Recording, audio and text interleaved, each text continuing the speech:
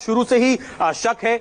जो गंभीर आरोप अगर हम बात करें सुशांत सिंह राजपूत के परिवार ने लगाए हैं, मुंबई पुलिस के कुछ अफसरों पर गंभीर आरोप लगाए हैं कि जिस तरीके से जो व्हाट्सएप का जो स्क्रीनशॉट है, जो चैट हुई थी सुशांत सिंह राजपूत के पिता की मुंबई पुलिस के एक अफसर से, उस अफसर से भी सीबीआई पूछताछ करेगी कि आखिरकार जब पहले से जान को खतरा बताया था तो आप रिटर्न शिकायत दीजिए। इस तरह की लापरवाही करी मुंबई पुलिस ने, उस वक्त एक्शन क्यों नहीं लिया, उस वक्त क्यों समझने की कोशिश नहीं की कि सुशांत सिंह राजपूत के पिता साफ तौर पर उनकी जान को खतरा बता रहे हैं। सबूत की अगर हम बात करें तो स्पॉट से बहुत ज्यादा सीबीआई को सबूत ना सीबीआई लेना चाहती है, क्योंकि स्पॉट पर बहुत ज्यादा कुछ अभी अजय जी बचा नहीं है। लेकिन सुशांत सिंह राजपूत की पोस्टमार्टम रिपोर्ट, ऑटोप्सी रिपोर्ट, इन तमाम चीजों को एग्जामिन सीबीआई करेगी और जो कुछ सैंपल हैं अगर जरूरत पड़ेगी तो सीबीआई उनका दोबारा से उनकी जो है उनका टेस्ट कराएगी, क्योंकि जो एफएसएल की टीम जो यहां दिल्ली से यहां पर आई है वो ये चाहती है कि इन सैंपल को लेकर दिल्ली जाया जाए जल्द से जल्द और वहां पर जो सेंट्रल लैब है वहां पर इनकी दोबारा जांच कराई जाए। बिल्कुल, आप हमें साथ बन रही है। एक सवाल अभी आपसे और पूछना जरूरी है। इस बीच सीबीआई ने आज अपनी इन्वेस्टिगेशन की शुरुआत सुशांत के कुक नीरज के साथ की है। नीरज से सीबीआई अभी पूछताछ कर रही है। नीरज वही शख्स है जिससे सुशांत ने 14 जून की सुबह पानी और जूस मांगा था। हम आपको सुनाते हैं नीरज ने इंडिया टीवी से बातचीत के दौरान उस दिन की कहानी किस तरह से बताई थी। उस दिन सुबह जल्दी उठ गए थे सर, 6 बजे उठ गए थे, तो अपना टेरिस पे वॉक कर रहे थे। ठीक था, हैप्पी माइंड था, बिल्कुल ठीक थे। तो बाहर आए तो मेरे को बोला नीरज मेरे को ठंडे पानी दो। मैंने कहा ओके सर अभी लेके आता हूँ। तो मैं भाग के गया तो मैंने ठंडा पानी लेके आया, तो उन्हें मैंने ठंडा पानी दो। तो पीने के बाद सर को गिलास दे दिया, सर ने मेरे को गिलास दे दिया। तो सर ने बोला सब ठीक चल रहा सफाई? मैंने कहा हाँ सर बिल्कुल। तो स्माइल दिया फेस में, ठीक मूड था। हमारे माइंड में कुछ था ही नहीं कि ऐसा कुछ, जो भी ठीक था। तो सर चले गए। तो उसके बाद मैं नीचे, वो मेरा लास्ट टाइम था जो सर से लास्ट टाइम था, लास्ट दिन था जो मैं मिला था सर से। ये सुबह की बात है? हाँ सुबह मॉर्निंग की बात है, 8 बजे के आसपास की बात है। तो अपने सोचा दिन के लिए खाना पूछते हैं, सुबह तो कुछ खाए नहीं है तो जूस और वही पिया। दिन के लिए पूछते हैं क्या है, तो दिन के लिए पूछने के लिए वो चले गए। जाने के बाद उन्होंने मॉक करा के, उन्हें मॉक करने के बाद आवाज़ नहीं, मतलब हम मॉक करते हैं मैं कमीन बोलते हैं तो सर बोलते यस आ जाओ। तो आवाज़ ही नहीं आया। तो हमने कहा सो रहे होंगे, जो दिन में भी सोते हैं। कड़ी लगी हुई है वैसा? हाँ, अंदर से लॉक लगा हुआ था।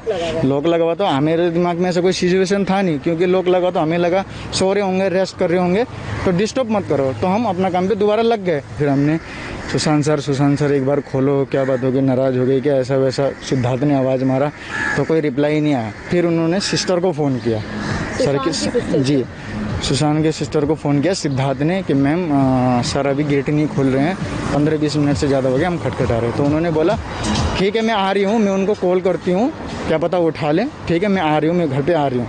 फिर हमने 10-15 मिनट में चाबी वाला आया। तो चाबी वाला से उसने बोला अगर लॉक तोड़वाओगे तो 5 मिनट लगेंगे, अगर चाबी बनवाओगे तो 1 घंटा। तो उन्होंने बोला तोड़ दो। सिद्धार्थ जाने के बाद वो एकदम देखा तो ऐसा मंजर, वो एकदम बाहर आ गया घबरा के। तो जैसे हमने देखा तो उसके बाद तो कुछ समझ में ही नहीं आ रहा, फिर दिमाग ही काम नहीं कर रहा, फिर ये ऐसा कैसे कर लिया। कुछ नहीं पड़ा था सर, पंखे में बिल्कुल लटके हुए थे बिल्कुल, तो फंदा लगा हुआ था। उसके बाद तो फिर हमारे होश वो सब गायब हो गए, फिर कुछ अच्छा नहीं लगा। फिर उसके बाद इतने में फिर उन्होंने जो भी पुलिस रह गई हॉस्पिटल वगैरह कॉल किया। फिर तब तक उनकी सिस्टर भी आ गई थी। कौन सी सिस्टर है? हाँ मीतू नाम है उनका। हाँ उनकी सिस्टर, हमने बुलाया था ना उनको फ़ोन करके, तब तक वो भी आ गई थी, बोलने लगी क्या हुआ क्या हुआ। तो हमारे मुँह से आवाज़ ही नहीं निकल रही था, हमारे तो खुद होश उड़े हुए थे। फिर उनको देखा तो उन्होंने बोला, उससे पहले उनका किसी जीजाजी वजी फ़ोन आया था, तो जैसा भी है उनको उतारो नीचे बोला। अच्छा। हाँ तो उनको नीचे उतारा हमने। किसने उतारा उनको? तो दीपेश सिद्धार्थ ने उतारा। सिद्धार्थ ने नीचे उतारा तो उनकी दीदी आई। सिद्धार्थ ने जब उतारा तो ऐसे पड़े हुए थे, तो उन्होंने बोला इनको कैसे पड़ा है, सीधा करो, ऐसा वैसा बोला। तो हमने उनको सीधा करा। हमने हाथ पैर देखा, हमने पेट वेट दबाया ताकि थोड़ा सांस वाँस चल रहा है। तो ठंडी हो चुकी थी बॉडी, मतलब टाइम हो गया था ऐसे घंटा सवा घंटा हो गया था, पर हमें ऐसा नहीं पता था। तो घंटा सवा घंटा हो गया था। तो हमने पेट वेट दबाया, सीना वीना दबाया, बहुत ज़्यादा टाइम हो चुका था। तो हमने उनके गले में फंदा बना हुआ था, वो बंदा खोला हमने, देखा तो निशान बने हुए थे। तो बंदा फेंक दिया हमने। तो काफ़ी टाइम हो गया था। फिर उसके बाद जो भी आई पुलिस जो उन लोगों ने करा जो करा। अच्छा, यूरोप से ट्रिप से आने के बाद सुशांत की तबीयत में थोड़ा सा बदलाव हुआ था, लेकिन रिया का बिहेवियर भी क्या कुछ बदला था थोड़ा? हाँ मतलब वो धीरे धीरे मतलब सब खुल गई थी, वो पहले ऐसा नहीं था, सब कुछ खुल गई थी। जो भी उनको चाहिए रहेगा, जो भी मतलब सब कुछ उनके हाथ में होगा था, कैशिंग वेशिंग जो भी रहता है सब उनके हाथ। हमें इतना तो नॉलेज नहीं है, जो भी हमें जो दिखता है वही हम बोल रहे हैं। जो हमारे साथ कभी कुछ मंगाती हैं, कुछ सामान लेके आओ लेके आओ, तो सब उन्हीं के हाथ में था। जो भी सब कुछ घर का मेंटेनेंस सब वो करते थे। मालकिन हाँ मतलब ऐसा ही है, मतलब मालकिन की तरह ही थी। तो मालकिन की तरह ही थी रिया चक्रवर्ती। लेकिन आपने सुना कि कुक जो कि सुशांत सिंह राजपूत के घर में काम कर रहा था, उसने क्या कहा। इस वक्त एक बड़ी खबर आ रही है सूत्रों के हवाले से। सीबीआई बांद्रा के पूर्व डीसीपी परमजीत सिंह दहिया का स्टेटमेंट रिकॉर्ड करेगी। सुशांत के जीजा ओपी सिंह ने डीसीपी परमजीत सिंह दहिया से रिया के खिलाफ कार्रवाई करने की मांग की थी।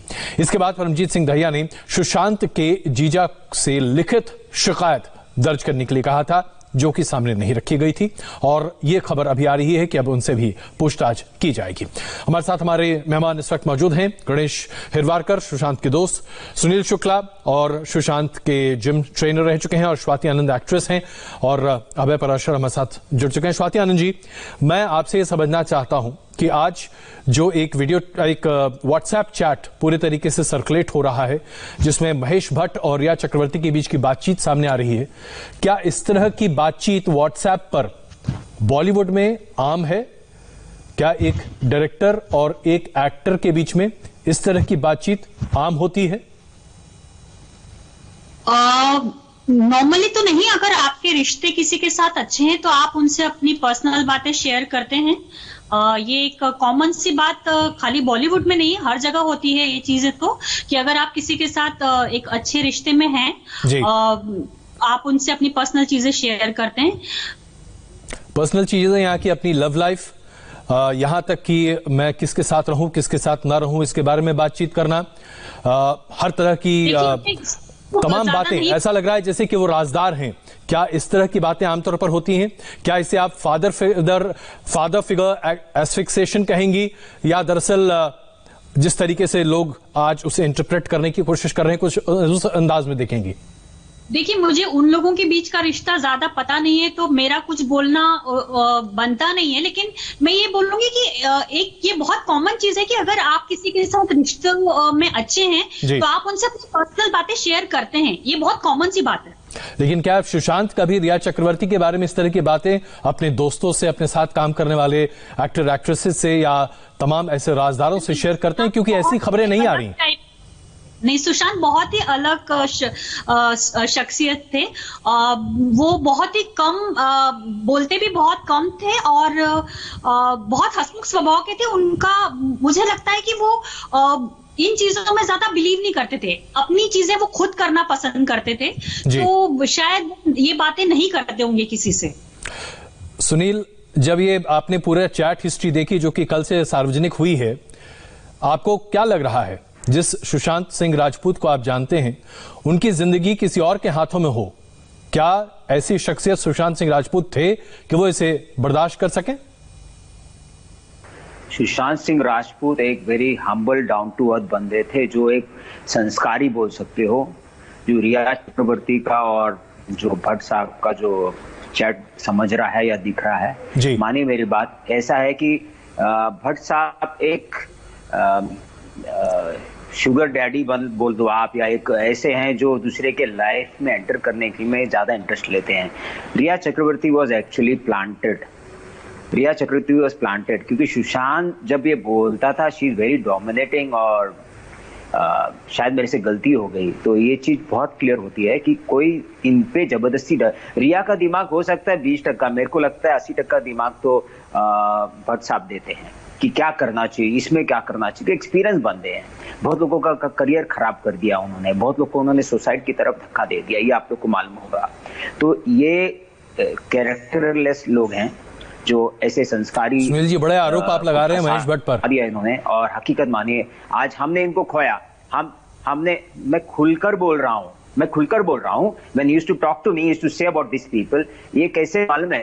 कंगना रनावत क्या बोल रही है बताओ, वो झूठ बोल रही है? सुशांत सिंह के शब्द गलत वो हो सकते हैं? ये दूसरे के लाइफ में एंटर करते हैं। आपका जो रिलेशनशिप है, क्या रिलेशनशिप है? बाप बेटी का है क्या? हाँ, वो शादीशुदा है क्या? हाँ, आप कोई काउंसलर हो तो दूसरे को काउंसिल क्यों नहीं करते हो? हाँ, सिर्फ फिल्मी वाले को करते हो, आप प्लान करते हो लोगों को उसके करियर का कैसा खराब करना है, उसके पूरे अकाउंट का पैसे कैसे ले, इतना दिमाग तो रिया में नहीं होगा। ये तो आपने डाला होगा कि आप पहले नौकर को निकालो, आप अकाउंटेंट चेंज कर लो, सब नया हो जाए, रिलेशन अपसेट कर दो उनके फैमिली के साथ, मुलाकात कम रखो, फोन मत सुनील जी, उठाओ। लेकिन इसमें बड़ा सवाल ये खड़ा होता है कि इसमें मोटिव होना चाहिए। हम यहाँ पर एक छोटा सा ब्रेक ले रहे हैं। मोटिव क्या हो सकता है जो इस तरह की हाइपोथेसिस सामने आ रही है, जिसमें ये कहा जा रहा है कि शायद रिया चक्रवर्ती को वहां पर प्लांट किया गया था। हमारे सारे मेहमान हमारे साथ मौजूद हैं, चर्चा जारी है और साथ साथ लगातार अपडेट भी आपके सामने प्रस्तुत करते रहेंगे। बन रहिए हमारे साथ।